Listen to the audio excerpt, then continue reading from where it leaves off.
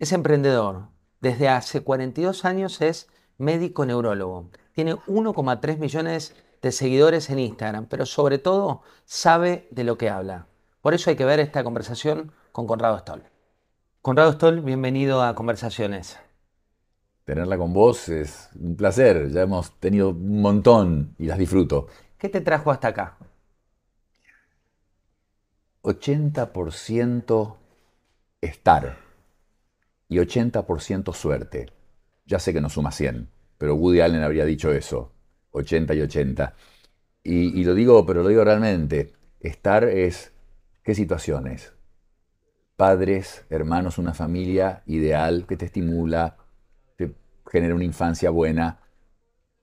El colectivo 101 que te deja en Paraguay y Junín y es la Facultad de Medicina y descubrís un mundo de ciencia que es interesante, punto, es apasionante, con vocación o sin vocación. Yo tenía hasta mitad de año, tuve 17 años, no sé si la vocación es una cosa muy fuerte a esa edad, pero me encantaba. Después pensar que en Estados Unidos podía dar un paso más y me decidí ir joven, 23 años, me fui a Estados Unidos para hacer la residencia. Pensé que ahí podía adquirir el conocimiento más de punta. Y creo que fue así, creo que no me equivoqué.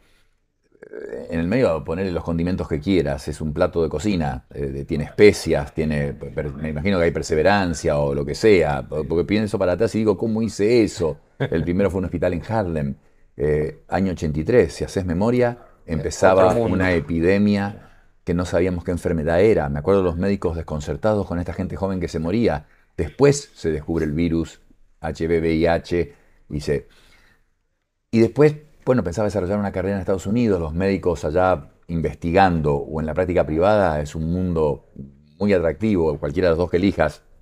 Pero, de nuevo, te dije, suerte, el destino, como lo queramos llamar, me crucé con una mujer y que era argentina, en el lugar menos pensado, en Estados Unidos. O sea, menos pensado, vivía a una cuadra de mi casa en la Argentina, no la había visto nunca en mi vida y ahí me crucé y decidí volver que nunca había pensado volver. Clarisa Stoll, que es la mamá de tus hijos.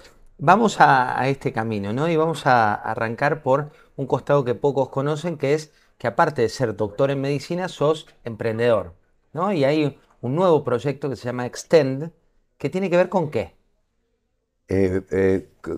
Con lo que hago, con lo que hice toda la vida. El principio fue, yo tenía 27 años, 28, lo que considero un chico ahora, pero vi a alguien de 40, 45, un señor mayor para mí en esa época, pero que estaba, había tenido una ACV, estaba paralizado. Yo pensé que su vida había terminado, la vida como tal, y me di cuenta cómo el conocimiento hizo, y el tiempo hizo que él pasara de su vida normal a una silla de ruedas en un segundo. Entonces ahí el ACV, la salud siempre es la medicina, la prevención, y de repente en los últimos años se desarrolla, últimos años te quiero decir 3 o 4, José, se desarrolla muy focalizado en Estados Unidos. Hay algo en Europa, pero en Estados Unidos ya hay 800 clínicas de lo que se llama de longevidad. Y lo veo y digo, no, esto no es una burbuja, no, esto no es una oportunidad de negocio, pero el alma emprendedora te dice, yo he hecho prevención toda mi vida, esta es la nueva medicina, la medicina de cumplir años con buena calidad de vida. Fundamos la Asociación Argentina de Bienestar, Longevidad y Extend es un programa en el que una persona que se ve bien no tiene que esperar a tener un problema para reaccionar, la medicina reactiva, sino que es medicina preventiva. ¿Y cómo prevenís, digamos, cuando vos pasás, la frontera es 45 años? ¿Cuándo nos consideramos que estamos cambiando de frontera? ¿45 o 50 años? Está muy bien lo que decís. 47, querés que te cite la revista Nature y estudios de proteómica en que se analizan miles de proteínas de cada órgano para ver cómo envejecen, etc. A los 47 hay una pequeña, de esa línea plana en que vos entre los 15 y los 30 años no envejecés. Estás igual. Entre los 30 y los 35 y 40 casi tampoco. A los 47, como vos decías bien, entre los 40 y los 50 hay un primer declive y a partir de los 60 mucho más notable. Pero lo interesante es que esta ciencia de la longevidad te va levantando esa pendiente que cae para mantenerla horizontal y plana. Y había quien decía, si vos querés cumplir 100 años, bueno, tenés que dejar todas las cosas por las cuales vos querías cumplir 100 años. Lo que te hacía feliz hasta ese momento. Supuestamente. No es tan así, no es tan así. ¿Por qué cuesta tanto romper la inercia? Digo, uno sabe y cuando haces los chequeos médicos y demás te dicen, bueno, tenés cierto sobrepeso, tenés que entrenarte más, tenés que cambiar ciertos hábitos, pero la mayoría de la gente es cuando tiene un punto de inflexión de salud cuando decide cambiarlos. Pero vos dijiste hábitos, ya los tenemos, somos grandes. A los 30 años sos grande. Los hábitos los podés cambiar a los 5 años, a los 3 años, a los 8 años, a los 12 quizás. Pero después cuesta muchísimo. Yo me levanto a las 6 de la mañana y como decía Pilar Sordo, ya hay un tonto que corrió 10 kilómetros. Entonces es como que tenés que vencer tus excusas, tenés que incorporar esos hábitos dentro del espectro y rango razonable. Cuando uno dice, vamos, el comer bien. Lo que se dice, el comer bien, no es comer bien. Justamente no es comer ¿Por bien. qué? Bueno, porque uno hace referencia al comer bien, al foodie, al que va, que prueba de todo, al que come de todo, y en esas recetas muchos de los ingredientes no son los que más ayudan, sí son los que más activan tu cerebro y toda la historia que ya todo el mundo conoce de la dopamina, la adicción, la industria alimentaria, busca eso. ¿Y qué pasa con el tiempo? Digo, uno habla del tiempo en la vida de determinadas cuestiones, viste que tenés el tiempo cronológico, que es este que vos decís, los 40, los 50, los 60, los 70, los 80, en cantidad de años. Y también tenés momentos de, yo le llamo de clínica o de hospital, que es cuando alguien va y se paraliza el tiempo, que tiene una operación, que tiene una mala noticia por parte de un médico o una buena noticia que es que se cura determinada cuestión. ¿Cómo juega el tiempo en la vida? Es todo, porque no lo podemos cambiar, tenemos una cuota, como decía Andrade, con mi alma tiene prisa, los caramelos de la bolsa se van acabando, entonces el tiempo es fundamental y lo que tenés que hacer es tratar de evitar esos momentos del hospital. Y eso es lo que vos podés hacer. Tenés que entender que vos, pequeños pasos que tomás a los 30, 40, 50 años, son los que permiten que tengas 80 o 90 como los querés tener.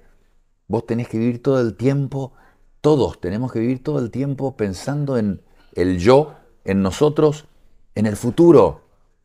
Porque todos pensamos que la vejez es 10 años más grande que uno. No hablemos de la vejez, no existe más. Y hablaste del tiempo, el cronológico, olvídate. Hay un reloj biológico. Porque el tiempo es cuánto vive esa persona. Para John Lennon el tiempo fue 40 años. Y para la señora Jeanne Clément de Francia, 122, la documentada con más años. Entonces el tiempo es muy relativo, depende. Entonces hay un reloj biológico, que es el tiempo tuyo, el de tus células, ni siquiera cómo te ves, que te podés ver muy bien y esas células están muy mal. Entonces tenemos que prestarle atención al tiempo del reloj biológico, no al del documento que dice qué edad tenés. No interesa. Tenés que ver tu reloj biológico y que tus órganos, que tu cuerpo envejezca lo menos posible. Y para eso, hacer esos deberes. De la comida, te cierro con la comida y el ejercicio sabemos todos. Tenemos una idea todos. Pero no sobre el sueño, la importancia del sueño. La importancia del alimento, no el que va al estómago. El alimento que va, llamémoslo, al espíritu.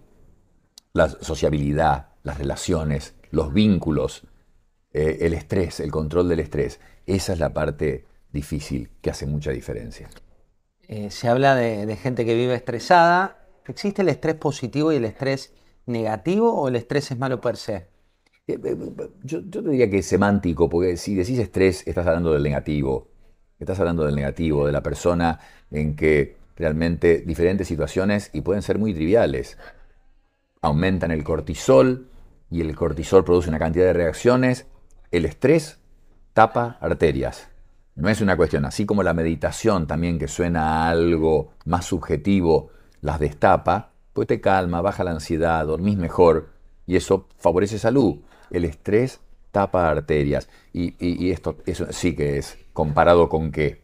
El estrés tuyo, con tu tipo de trabajo, con el de otra persona, con menos presiones, la imagen que tenemos, no sé cuán real, de los millennials, queriendo trabajar en la casa Con un y coco, tomándose su tiempo. sí. Y hay empresas ya que sabes que no hay límite de vacaciones. Se pueden tomar la que quieran, las que quieran.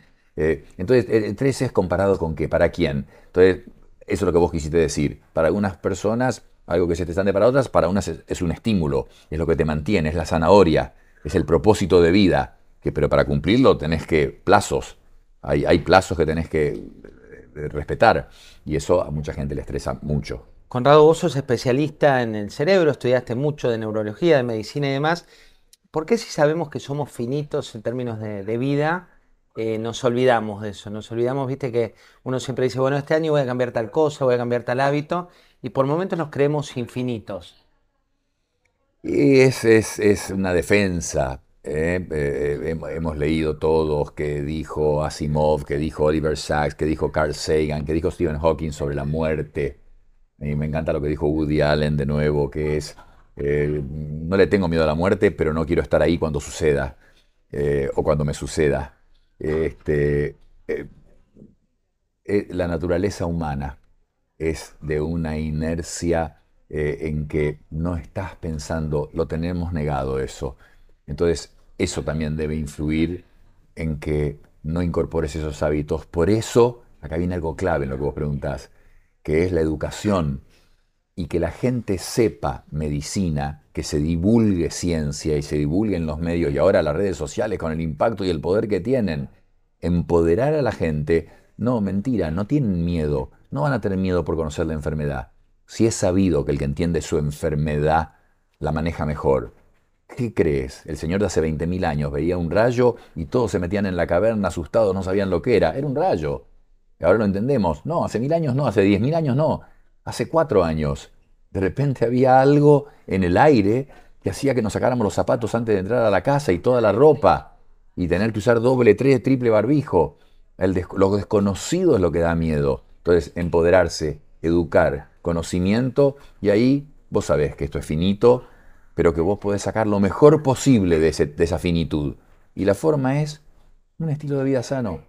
¿Cuánto pesa la cabeza al momento de una enfermedad o de un diagnóstico de enfermedad? Viste que hay gente que te dice, bueno, tiene una personalidad que está preparada para enfrentar, y hay quienes te dicen, no, se debilitó y no tenía la fuerza para. ¿Es real eso o es solamente una cuestión, uno de esos mitos urbanos? No, no, no, no, no. El optimismo, ciertas características de personalidad, de las cuales vos decís totalmente forjadas por la familia, muchísimo tiene que ver la familia donde te formaste, pero hay un componente genético de muchas de las características de la personalidad, y esas tienen que ver con tu defensa para la enfermedad, y hay tal cosa como el señor o la señora que murieron ante la noticia trágica que los afecta en la familia. Ni describo, todos nos podemos imaginar alguna situación de ese tipo, y no la pueden superar, y murió de pena, se dice. Esa frase cuando por ahí se da en parejas muy longevas,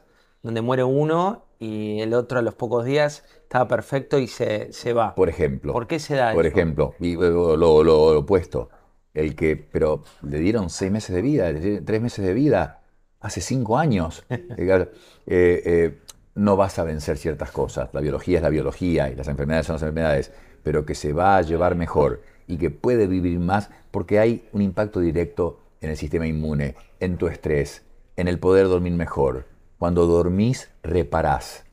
Cuando dormís, procesás emociones. En la parte del soñar, estás procesando emociones, estás haciendo terapia, una terapia muy sofisticada, muy necesaria la del psicólogo o del psiquiatra, pero esta otra es la automática que tiene el cuerpo. Entonces vos estás reparando y duerme bien alguien que está muy mal, negando, negativo, pesimista, inseguro, o va a descansar mejor y va a reparar mejor. Y el sistema inmune se está descubriendo que es todo. Pues siempre pensamos en el corazón, la arteria, claro, porque es lo que obviamente se tapa y se produce el ACV o el infarto de corazón, causas principales de muerte. Pero es el sistema inmune el que está ahí atrás modulando todo. Y esa inflamación de la que se habla tanto celular, que es la que lleva a que se tapen las arterias. Así que sí, hay unas características personales que pueden hacer que se lleve mejor una enfermedad hasta el punto de que alguien muere, como decís vos, o que puede vivir un tiempo que nadie había sospechado. Vos sos científico por naturaleza, por tus estudios, por tu carrera. ¿Qué es para vos la fe? Mm, para mí, que no tengo, no sé si puedo decir la suerte de tenerla, pero que no la tengo, eh, es una creencia que creo que está muy inculcada o que nace de un ejemplo o de una educación y que a mucha gente le ayuda muchísimo y en otros casos hace y ha hecho mucho daño, porque no lo asocies si No con hay la una mayoría religión. católica Sí, no con la religión. exactamente, es la creencia ciega en algo. Enseguida, para mí, el sinónimo que me aparece enseguida es ideología. Y ideología, ahí es más claro cuando digo lo del daño. Entonces, creer ciegamente algo en que no importa ningún argumento, bueno, el filósofo Jonathan Haidt, muy joven norteamericano, habla mucho de eso. ¿Por qué no se puede discutir de política o de religión entre personas?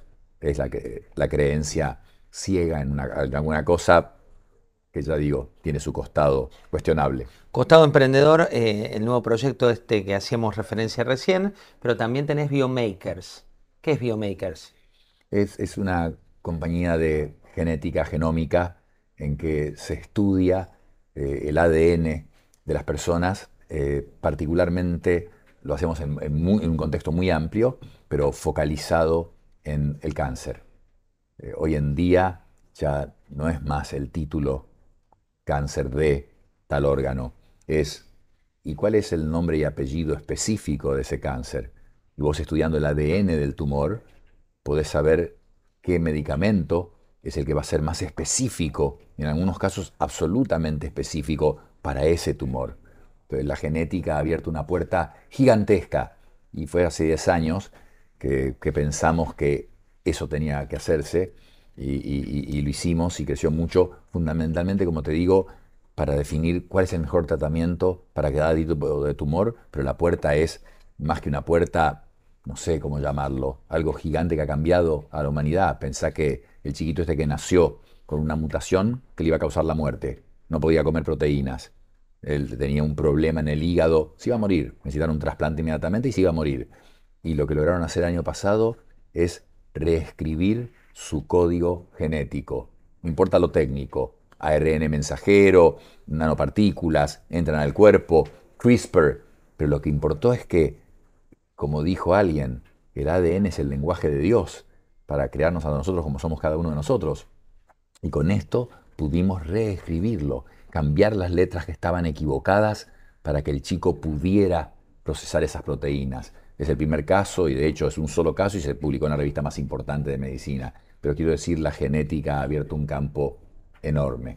El cáncer es una palabra maldita, al menos para mí cada vez que alguien te cuenta.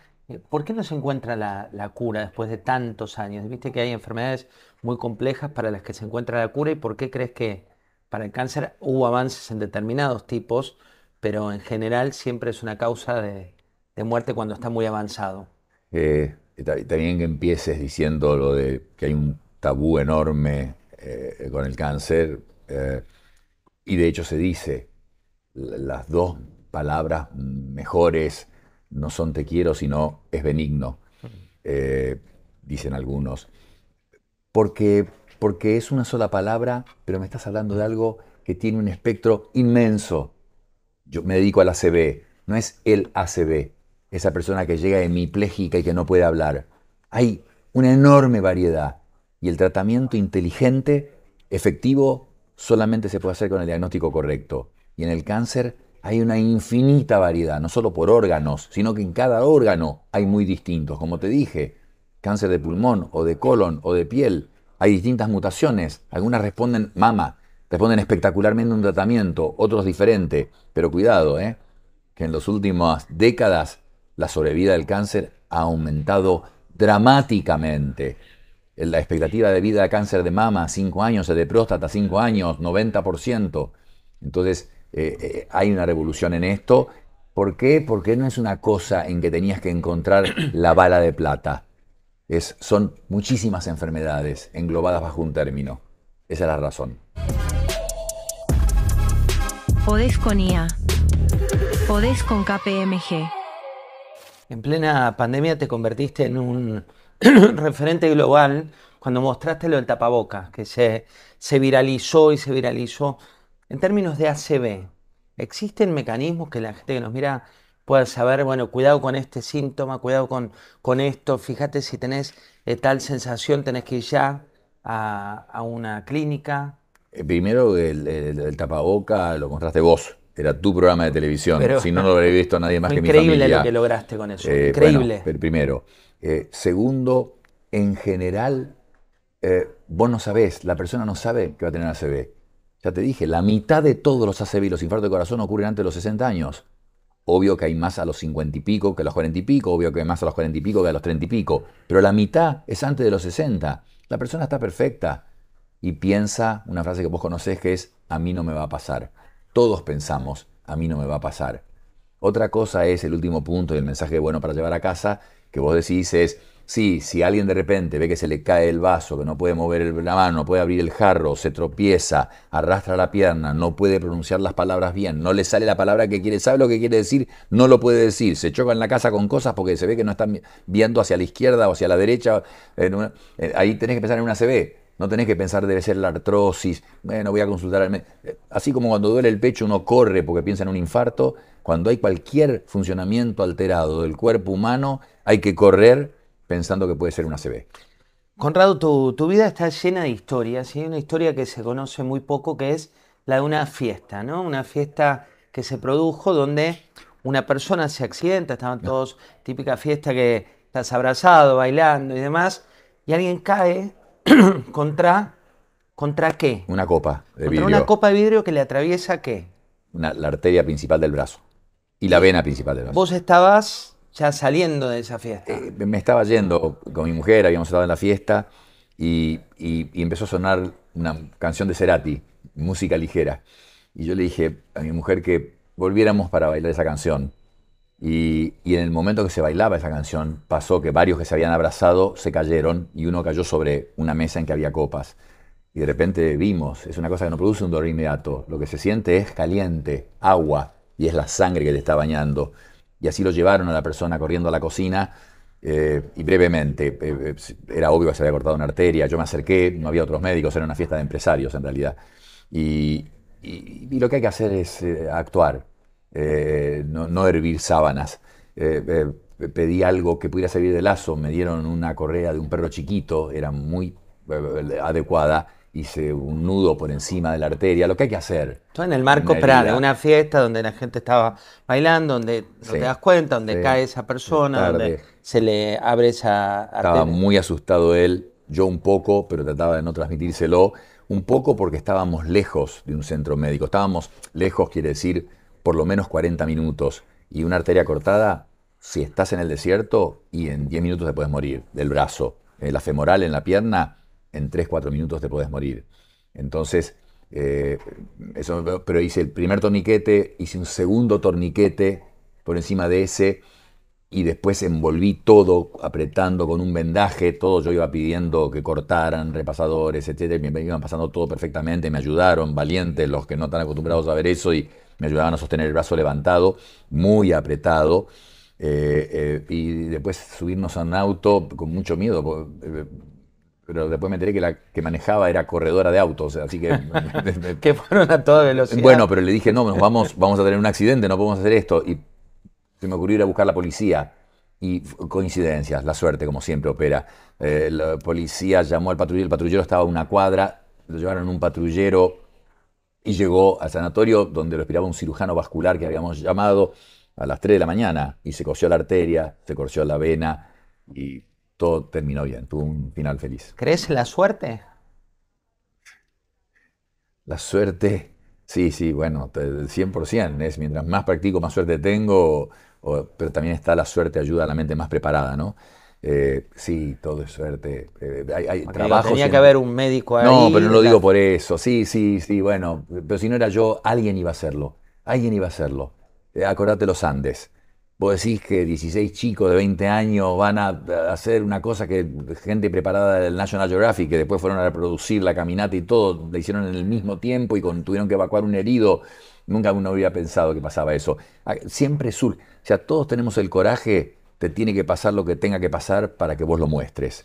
Alguien lo habría hecho. Lo que nadie contó de los Andes, que está vinculado con otro de tus libros, ¿Qué te había llevado a investigar a los Andes? ¿Qué fue lo que te generó que vos te metas en la historia de Nando Parrado y a partir de ahí hagas una investigación científica? En el fondo es lo mismo que en el primero. El primero era un manual de instrucciones para manténgase sano. En el segundo es, Parrado empieza siempre diciendo, yo tendría que estar muerto en un glaciar en los Andes. Y efectivamente, cuando escuché la conferencia pensé, tendría que estar muerto, porque chicos con una edad promedio, déjame te diga exacto, de 22,3 años, había uno de 30 y pico, todos los demás tenían entre 18 y 23, 24, tenía que haber muerto. Y se dieron una cantidad de acontecimientos, mm, por suerte, la naturaleza, que no se habían inventado para la medicina. Parrado en el momento del impacto choca contra el fuselaje, se fractura el cráneo, eso lo hemos visto después, hoy en día podés palpar en Nando las fracturas, y lo dan por muerto sus amigos, los que hacían el triage, y lo pusieron con muertos e irrecuperables en la entrada del fuselaje. Y el frío protegió las neuronas, y el no recibir agua limitó la inflamación del cerebro, y el estar en coma, pensaban que estaba muerto, pero el estar en coma produjo una cierta relajación versus la persona accidentada que está excitada, confusa, y se mueve y gasta más energía, consume más oxígeno. Entonces se juntaron una cantidad de eventos totalmente casuales y ver el sentido de comunidad, de liderazgo, ver de lo que es capaz el cuerpo humano de recuperarse, 72 días y como dice Nando, y sus noches. Él perdió 40 kilos, y el cuerpo humano resiste eso. Y la mente humana, con 20 años, la mente humana, ¿sabes qué es? La esperanza.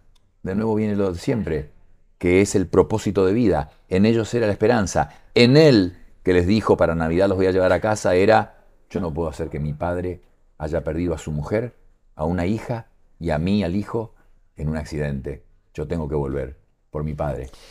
Voy a pedirte definiciones en una frase. Tu relación con el periodismo. Vos tenés en la familia, ¿no? Una historia vinculada al periodismo. ¿Por qué? Horacio Stoll, mi abuelo, fue el corresponsal de Clarín 20 años en Nueva York y me impacta cuando pacientes que veo hoy en día me dicen, yo leía las viñetas de su abuelo Horacio y yo digo, mi abuelo Horacio murió en el 76 y usted no tiene 200 años. Así que un periodista, que es una profesión, por eso la admiro tanto, y la relación de la cierro diciendo, me dijiste una frase, tengo en el celular el contacto de 700 productores y unos 35 periodistas. Y lo que quiero destacar es con aproximadamente 5.000 entrevistas desde el 2020, nunca tuve un roce, un sí, un no con ninguno. ¿Pero sabes por qué? ¿Por qué? Por Horacio Stoll, mi abuelo periodista, que me enseñó algo muy importante. Nunca te pelees ni discutas con alguien que compra tinta en barriles. Está muy bien, Y, es una gran definición. y- Ahora en y- celulares. Yo, ¿Eh? bueno, Sí. por eso, pero me quedó esa tinta en barril y dije, no, nunca, tiene razón, pero con ellos no. Te llevo al Vaticano, 5 charlas con distintos, 3 papas distintos tuviste. Sí. ¿De qué y por qué? No, bueno, no. Imagínate la primera escena en que llego y la secretaria me dice, Doc, llamaron de la Academia de Ciencias del Vaticano porque el Papa Juan Pablo quiere definir el tema de la muerte cerebral. Es, con todo respeto digo esto, con todo respeto, como si jugaras en Mandillú y te recibís un llamado en tu casa que del Barça te están llamando porque quieren probarte en... esa es la sensación que yo tuve, por lo menos. Así que ahí fui y San Juan Pablo se enfermó de laringitis al poco tiempo que estuvimos, murió, y el tema no se definió en esa reunión. Hubo algunas complicaciones importantes por ideología también católica de algunos católicos en Estados Unidos que no aceptaban la muerte cerebral, que es cuando se pueden donar los órganos, salvas vidas, y no lo aceptaban. Entonces Benedicto, como era algo tan importante para Juan Pablo, decidió retomar el tema y convocó una segunda reunión y me dijo de organizarla, de llamar a quienes eran, y pude llamar a los expertos número 1 en el mundo en el tema de muerte cerebral, de coma, de estado vegetativo, y en la segunda se definió, la muerte cerebral es muerte. Y para la Iglesia Católica eso ya es un cadáver sin alma y donar los órganos y salvar vidas y se escribió un libro. Después Benedicto había tenido un pequeño ACV, entonces quiso hacer una reunión sobre aterosclerosis, también invitando a gente muy destacada. Y después Francisco, el Papa Francisco, con con Laudato Si, su encíclica de nuestra casa común, en que no está muy bien cuidada con el carbono y con, ya sabemos, es una crisis, me parece que lo correcto es llamarla crisis climática, no cambio climático. No cambio climático. Es crisis climática.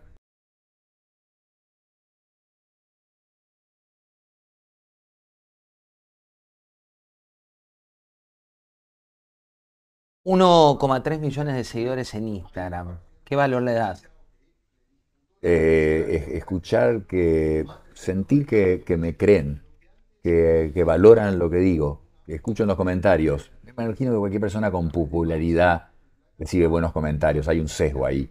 Pero acá yo realmente creo, cuando me agradecen, usted en la pandemia me ayudó, o ahora con lo de los consejos para longevidad, una vida larga, calidad de vida, realmente me da una satisfacción personal increíble y me parece no creíble esa cantidad de gente y muy pocos que no les gusta por ahí lo que digo, que no lo leo yo. 3 consejos principales para la longevidad. Dormir bien. Dormir bien es crucial. Vincularse, no aislarse. Cuidado, el introvertido, vos podrías ser introvertido, pero acá este es tu trabajo y lo haces así.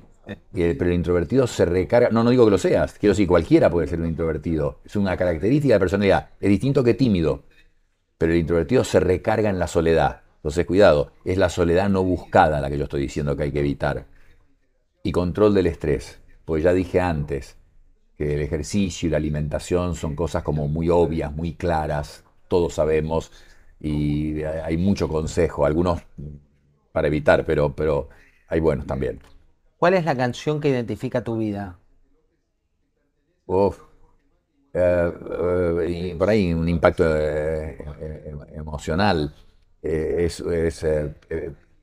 Peer Gynt de Grieg, que en la formación, muy cansado, levantándome a las 4 de la mañana para hacer neurocirugía, con un neurocirujano muy famoso que inventó cirugías en Estados Unidos, en Pittsburgh, él prendía siempre la misma, Peer Gynt de Grieg, y entonces la tarareaba, y yo estaba ahí estresado, ayudándolo, y me quedó muy grabado. Era muy joven, me quedó grabado.